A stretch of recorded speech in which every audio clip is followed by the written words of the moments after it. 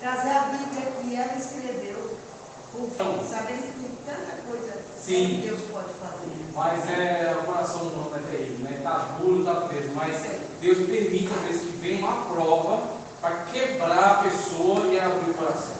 Às vezes é só uma prova. E isso tudo no interesse de Deus em salvar aquela pessoa. Salvar, Deus faz de tudo para salvar a pessoa. Salvar. Às vezes a pessoa só consegue ser salva quando cai num leito de enfermidade. Que aí Karl Marx não salva ela, Lenin não salva, Nietzsche não salva. Exatamente, o dinheiro que ela tem todinho que ela joga no hospital não resolve. Aí ela fala assim: deixa eu tentar clamar aqui pelo Deus dos crentes. Clama, aí sai do hospital. Seu Deus crente, a identidade do inimigo. Podemos conhecer por meio dos nomes que a Bíblia usa para descrever. Serpente refere-se à sua sacricidade e astúcia. Gênesis 3:1, Apocalipse 12:9. Satanás mencionado 52 vezes adversário ou opositor. Zacarias 3:11, Mateus 4:10 e Apocalipse 22. O diabo aparece 35 vezes acusador. Mateus 4:1, Efésios 4:27. Maligno revela o seu caráter. 1 João 5:18-19, dragão vermelho revela a sua velocidade. Apocalipse 12:3, 7, 9 e 10. Tentador, ação tentadora no campo da mentira e da imoralidade. Atos 5:3, 1 Coríntios 7:5. Enganador, Apocalipse 12:9, 22 e 13. Beelzebul, chefe dos demônios. Lucas 11:15. Belial, pessoa má, sem valor. Juízes 19:22. 1 Samuel 30:22. 2 Coríntios 6:15. Esses nomes revelam uma natureza cruel, perversa e destruidora do nosso inimigo. Alguém que já teve tudo, é só você parar e pensar. Alguém que já teve tudo, já teve uma autoridade extraordinária, que era um ser celestial de mais alta patente, um querubim ungido, um querubim ungido, consagrado, um querubim consagrado, exclusivo de Deus, regente sobre todas as demais hostes celestiais, em favor de Deus, para criar um ambiente adequado para Deus, para a habitação de Deus. E ele, nesse quadro, nessa situação, ele começa a direcionar a adoração que era para Deus, ele começa a fraudar essa adoração, começa a distorcer essa adoração, e começa a adorar a si mesmo, a engrandecer a si mesmo. E tendo entrado nesse processo, é lançado lá. Tendo sido lançado, se torna um ser de trevas, um ser de confusão, um ser de condenação, um ser que está de antemão, tem a certeza da sua condenação. Então você imagina alguém que sabe que está condenado à cadeira elétrica, certo? Ele não vai escapar. Qual é a postura dessa pessoa? A postura dessa pessoa é a mais discutível possível. Então, Satanás, como Paulo disse, não brinque, porque nós não ignoramos os seus ardis. Ardis é estratégias, artimanhas. Então, ele vem ofensivamente, ou ele vem causando medo, ou ele vem plantando intriga, ou ele vem plantando ideias distorcidas, como no caso de Pedro. Veja, Satanás, ele pode ser que atue não possessivamente, mas de forma a influenciar. Pedro havia acabado de confessar: tu és o Cristo, o Filho de Deus vivo. Cristo disse: foi o Espírito de Deus que te revelou essa verdade. Em seguida, Jesus disse: vou subir para Jerusalém para ser entregue aos gentios e ser morto em favor de muitos. Pedro puxa Jesus de canto e diz: Senhor, não fales tal, não faças tal, você tenha pena de ti. E aí Cristo olha para Pedro e diz: para trás de mim, Pedro. Não, ele diz: para trás de mim, Satanás. Porque foi uma oportunidade que Pedro deu a Satanás de falar na boca dele. Satanás não havia possuído Pedro, ele estava endemoniado, mas devido ao luto, Jesus Cristo disse: eu vou ser crucificado ao terceiro dia e ressuscitar. Mas quando ele disse: vou ser crucificado, ele já não ouviu mais nada. Ele falou: meu mestre, o Senhor vai ser crucificado. Aí desesperou, ele não entendeu que Jesus estava falando da sua morte e ressurreição. Ele não aceita a ideia da ressurreição, porque é uma ideia terrivelmente nova, um caso único. A ressurreição de Cristo é um caso único. Ele é a primícia deles que dormem. Ele é o primeiro que ressuscitou dessa maneira, para nunca mais morrer. Então Pedro entendeu entendeu. Ele ficou focado em quê? Ele vai morrer, ele vai subir, vai ser entregue e vai ser morto. E aquilo causou medo, causou desespero, e no meio do desespero Satanás entra. Satanás ele entra no meio da raiva. Você está com raiva de uma situação e você, em vez de parar, respirar e orar, você deixa fluir. A raiva vem e você fala no meio da raiva. Então, aí você vai falar alguma coisa que vai envergonhar a Cristo. Que vai fazer. É as oportunidades que o inimigo tem. É a chance. É. A chance. Ele anda em derredor. Então ele está buscando o quê? Brecha. Viu uma brecha, ele não vou conseguir possuir, mas vou conseguir prejudicar. O negócio já está ruim, vou prejudicar mais ainda. Ele vai falar. Vai lançar. É o que a gente fala, lançar setas, né? Na nossa linguagem. Lança uma seta. Quer dizer, vai, fala isso, né? Veja, está te provocando, né? Faz isso, né? Então, aquela sugestão que vem do seu coração. Se você não está ligado, outra linguagem que vem, se você não está na criação, se você não está ligado no Espírito, que vai combater aquilo na hora, fala, opa, não faça isso, né? Calma, pensa, respira, acalma, deixa passar esse momento, aí você chega para conversar. Se você não tiver sensível ao Espírito, você vai se enrolando, daqui a pouco quando você vê, você está desviado já. Tanto que você dá lugar ao Satanás, você dá lugar ao diabo. Eu vou resumir os outros pontos que eu queria priorizar esse primeiro. Veja, o ponto 2 é, segundo inimigo, a carne, segundo inimigo cristão, a carne, ele vai falar, ó, a carne no Novo Testamento e a perspectiva doutrinária da palavra carne. Aí carne vai dividir em alguns termos, principalmente sarx e soma, tá? Sarx e soma. O que é sarx? É uma linguagem metafórica onde fala de carne vermelha, carne viva, tá?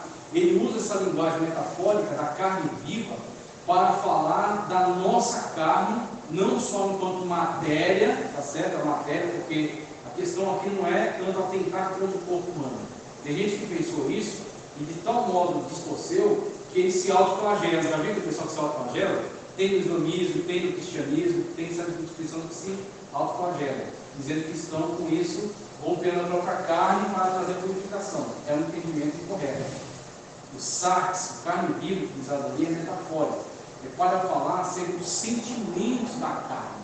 Que sentimentos? Sentimentos de uma vida de um ser humano caído em pecado, distorcido, que é a condição humana geral. Todos os pecados e instituição da glória de Deus.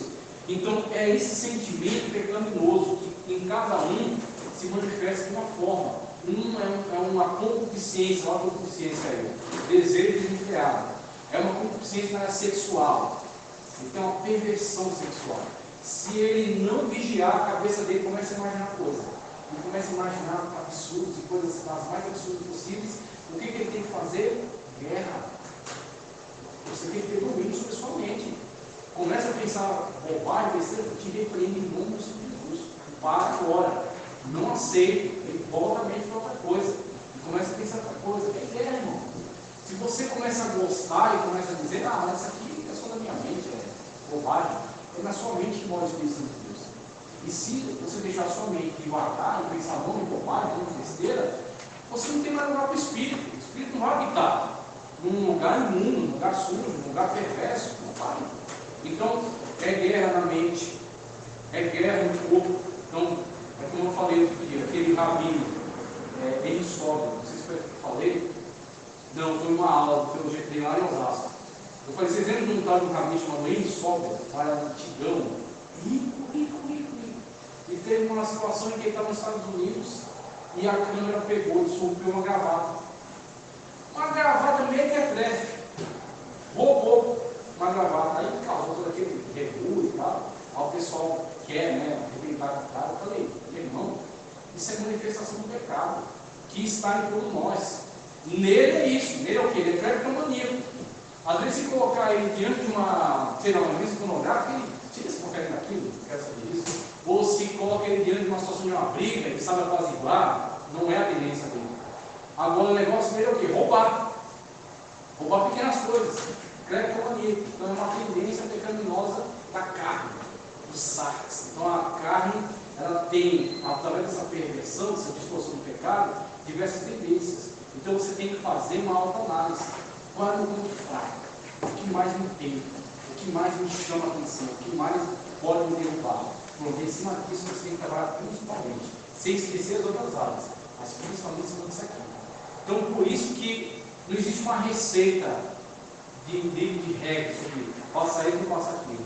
O que você tem que ter é uma sensibilidade ao Espírito. Andeis conforme a lei do Espírito.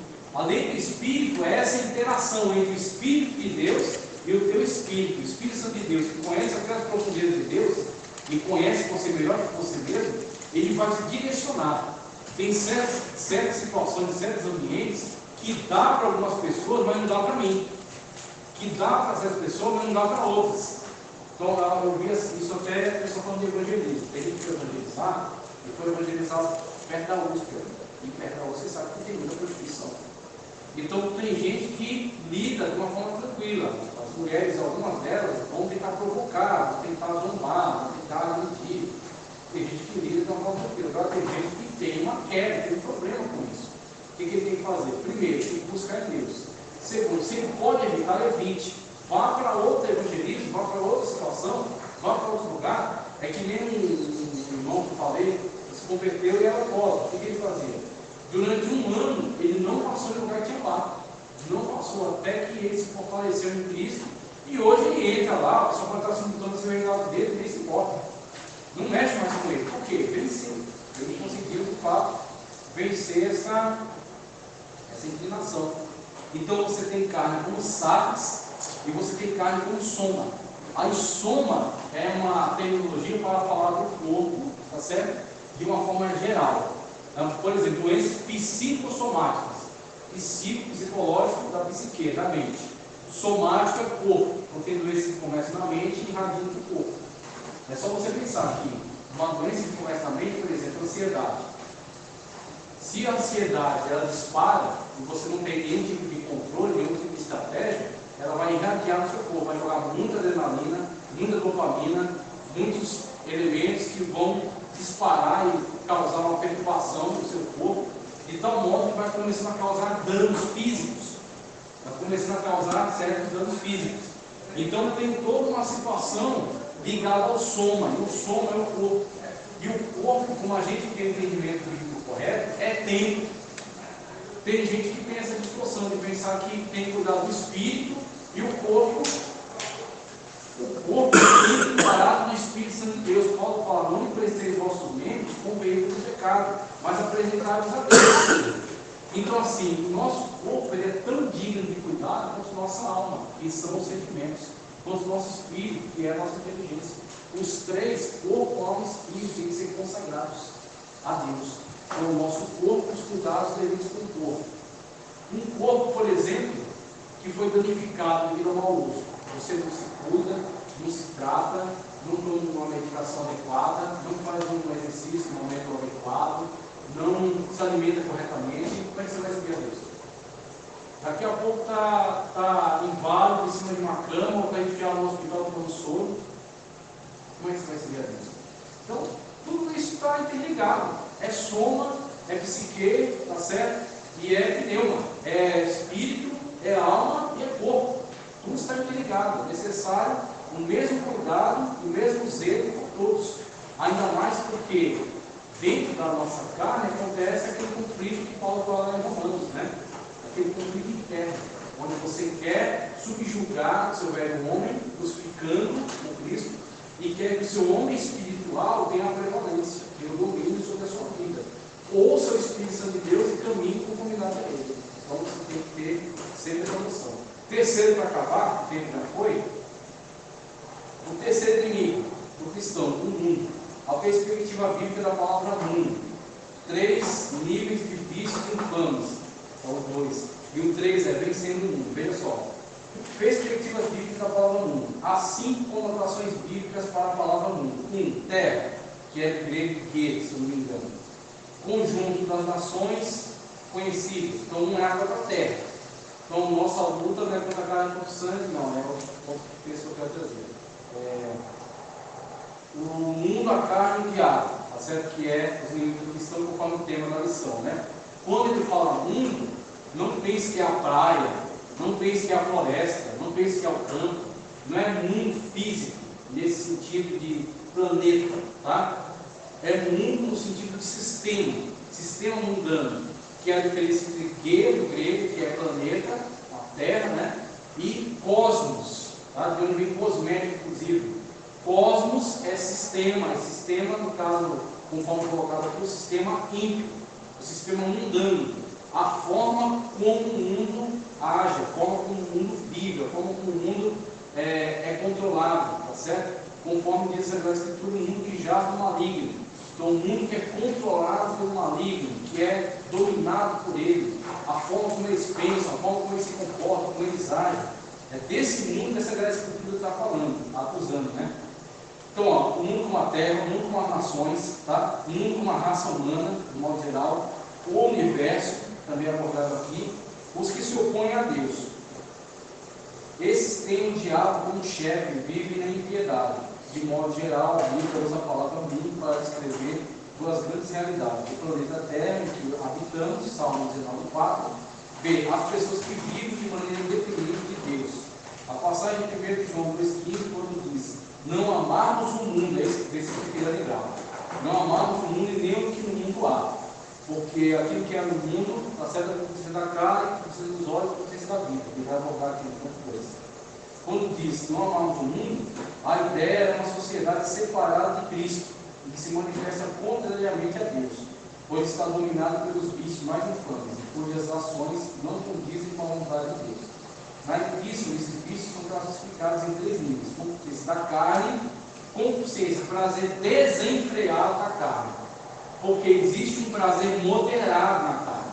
Um prazer moderado na carne, e aí, claro, muitos irmãos antigamente eles não tinham essa percepção e eles falhavam quando criavam um sistema de regras tão pesado que muita gente não aguentava. O pastor, com certeza, deve lembrar de situações mais anteriores, que a igreja proibia televisão, a igreja proibia jogar bola, a igreja proibia diversos tipos de atividades que entendiam que isso pertence ao mundo. Tá? Não fazia aquela divisão entre mundo como humanidade. Então tem muitas coisas que pertencem à humanidade que não são necessariamente más. Por exemplo, um esporte. Um esporte pode ser mal ou não. Então se ele é jogado, por exemplo, tem um time e o cara idolar desse time, não, porque ele se tornou mal para ele. Tem um jogo, ele joga tudo para ir num jogo, aquilo se tornou mal para ele, porque ele está supervalorizando aquilo acima das coisas de Deus. Agora, se é um jogo entre irmãos, uma confraternização, uma recreação, onde as pessoas se respeitam, né? Tem ali a intensidade do jogo, mas não tem aquele excesso, a ponto de quebrar uma perna do irmão no jogo de futebol, porque vai pedir a bola e vai ter tempo na canela dele, para maldade, sabe? Então, assim, aquilo que é neutro pode tender ao bem ou ao ruim, dependendo do uso que se faz. Se você tem uma faca, você pode descascar uma maçã, você pode criar na barriga da pessoa. Aí vai depender da pessoa que manipula aquilo que está sendo manipulado, e não da própria coisa, tá certo? Então, é nisso que a gente começa o entendimento de que mundo, esse mundo, não apenas o mundo dentro que o mundo há, é um mundo caído em pecado, um sistema mundano babilônico que é totalmente voltado contra Deus, totalmente voltado contra o Senhor. Então, desse mundo nós temos que nos apartar. Por exemplo, a gente comentou aqui sobre esse show que teve agora. Esse show tem alguma coisa ali que glorifica a Deus? Sensualidade, promiscuidade, idolatria, misticismo, satanismo. Nada a ver, cara. Nada a ver. Carnaval. Dá para ir no carnaval e dizer, olha, fui, não me causou problemas. Não tem como, ali está tudo voltado para sensualidade, carnalidade, pornografia. Então, era isso. Era uma nova versão daqueles cultos antigos que se faziam, a Astarote, a Astarte, a Baal, tá certo? A esses deuses antigos. É uma nova versão, a nova forma deles. Carnaval, esses shows, esse tipo de evento, esse tipo de situação. Agora dá para dizer, eu peguei com os irmãos, fui numa Kombi, fui numa praia. Quem é maduro no espírito tem outras pessoas na praia. Na praia tem pessoas que têm lá seus padrões morais. Né? Eu falo, irmão, dois irmãos falar, bora assim. Ficar na praia aqui, curtir água, ficar na areia, conversar, comer alguma coisa, beber e tal. Começou a entardecer, alugou um lugar, tomou um banho e tchau, vamos para casa. Deu para aproveitar um dia de praia em comunhão com pessoas também, né, em comunhão comigo, com Cristo, e ninguém foi prejudicado. Pelo contrário, a gente fortaleceu o nosso vínculo, a nossa amizade. Foi para um campo, pesquei, tá certo? Fui para algum lugar, né, aproveitei lá uma viagem, fui no museu. Dá para aproveitar essas situações, são neutras. Se você soubesse conduzir bem todas elas. Agora, tem lugar que não é neutro, tem lugar que está de acordo com o sistema mundano caído. Aí não é adequado que esteja lá. Não é adequado. Você está lá, vendo, passou do jornal, mais para o show e está eu lá, pulando também lá, né? Madonna. Isso é uma coisa daí, meu irmão. Isso é isso que vai parar. Quer dizer, não tem condição, não tem como eu justificar. Não, é que eu estava passando e eu fui parar lá sem querer. Não dá. É o que Paulo fala, né? Tudo me convém. Tudo é lícito, mas nem tudo me convém. Ele falou, posso fazer o que eu quiser, porque ninguém vai me pedir. Mas convém ao cristão? Convém ao servo de Deus? Convém a alguém que se diz liberto? Tá certo? Deus deixa eu falar. Olha, 3 níveis de vícios: concupiscência da carne, concupiscência dos olhos e soberba da vida. E aí João nos traz esses 3 níveis de uma forma muito profunda, muito legal. Concupiscência da carne é essa coisa desenfreada da carne. Então, quer ter prazer em uma coisa, mas prazer não é moderado, é excessivo, tá certo? Concupiscência dos olhos é exatamente aquilo que nos atrai. Então, as pessoas são atraídas por aquilo que vem, então a sedução daquilo que chama, tá certo, meus olhos. Acabou de passar um carro aí, um carro importado, maravilhoso, lindo, mais de 100 mil reais. Então eu vou pegar, vou me endividar, deixar de pagar um monte de coisa para comprar esse carro, porque a concupiscência dos olhos me atraiu, eu me vi seduzido por ele. Então leva você a atitudes impensadas, leva você a loucura. Concupiscência dos olhos levou Davi a tomar Marcelo para si, planejar a morte do marido dela, que nem era crente, era lá um Equeu que estava no meio da galera lá, mas que naquela ocasião era mais crente do que ele e era mais homem do que ele, porque Davi trouxe Urias, embebedou ele, mandou ele para casa. Quando amanheceu o dia que ele saiu do palácio, estava Urias deitado na escadaria. Aí ele falou: por que você não foi para casa? Aí ele cobriu o filho dele, né? Teve relações sexuais com sua mulher e o filho seria dele. E aí ele falou: meu Senhor, como é que eu posso ir para minha casa, alimentar com a minha esposa, sendo que está acontecendo a guerra agora, né? Soldados seus estão lá, você está aí. Ele disse isso demais. Então, assim, você olha para esse tipo, você vê o quê? A consciência dos olhos de Davi a trazer a destruição e a espada para a casa dele. Tem que tomar muito cuidado com aquilo que atrai nossos olhos, nossa vista.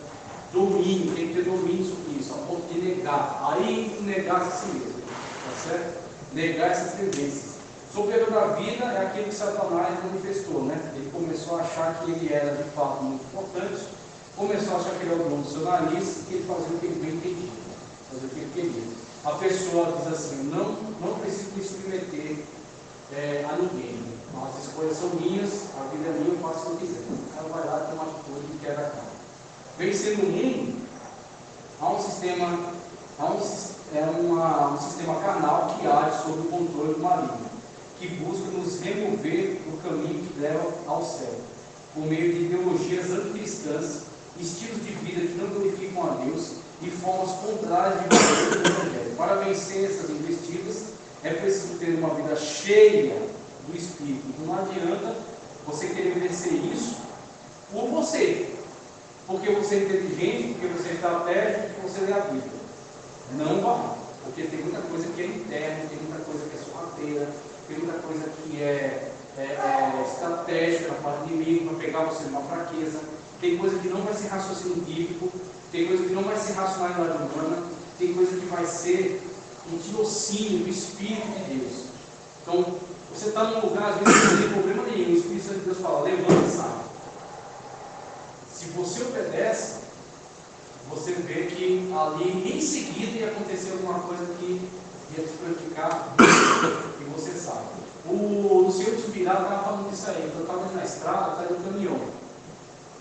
O caminhão estava devagar, eu queria passar, que era perigoso, estava entrando dele. Só que aí o Espírito Santo de Deus falou no coração: saia daí de trás. Ele diminuíram bastante, procurou uma oportunidade, aí abriu uma outra faixa e foi para a parte do lado. Aí, no que ele foi para a parte do lado, o caminhão brecou tão bruscamente que, mesmo ele indo devagar, ele passou o caminhão. Quando ele viu um ciclista embaixo das rodas do caminhão. O caminhão brecou o carro do ciclista, o ciclista mesmo assim foi pego pelo caminhão, e ele, mesmo diminuindo a velocidade, ele ia para baixo do caminhão. Aí você sabe, ele vem embaixo do caminhão, passa a dele por cima aqui, ó. Mata o motorista, mata quem está do lado, às vezes ainda mata quem está no banco de trás. Ou você ouve, ou você não ouve. Ou você é sensível ao Espírito, ou você vai se prejudicar muito, porque nessa caminhada, sem o Espírito Santo de Deus, sem chance. Então, fração de segundo, que ouvir o Espírito Santo de Deus e obedecer. É aquela situação. É preciso também viver plenamente em Cristo Jesus, fazendo a vontade de Deus. Sendo assim, precisamos nos sujeitar a Ele, resistir ao diabo, pois temos sublime promessa. Ele fugirá. Então, primeiro, sujeita-se a Deus, aí você tem poder para resistir ao diabo, e ele pode vir você por causa de Deus. O apóstolo Pedro nos adverte a respeito do plano do inimigo em nos tragar, 1 Pedro 5,8, com o objetivo de destruir a obra realizada por Cristo em nossas vidas. Ele quer enfraquecer nossa caminhada rumo aos céus. A ação diabólica é feita mediante os ataques do inimigo. Então, para não ceder ao seu artifício, precisamos viver constantemente sob a presença do Espírito Santo, preparados e fortalecidos em Deus. Muito cuidado, da oportunidade, peço perdão que passa Graças a Deus. Graças a Deus, né, irmãos? Aula abençoada, né? Devia ter muito mais gente, né? Mas Deus sabe, né?